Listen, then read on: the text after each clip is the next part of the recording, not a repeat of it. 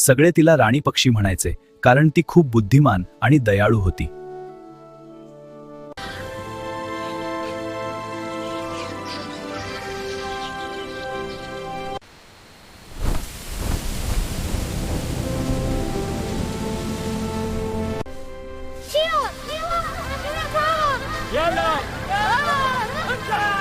आपण सगळे मिळून सुरक्षित ठिकाणी जाऊया.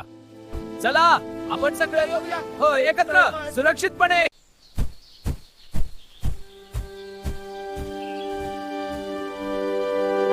माझ्या मागे या, मी तुम्हाला सुरक्षित ठिकाणी घेऊन जाईन.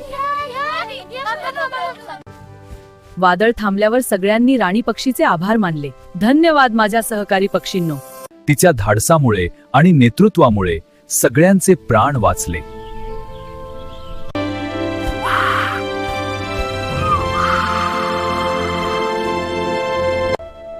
धाडस, एकता आणि योग्य नेतृत्वामुळे कोणतीही संकटे सहज पार करता येतात.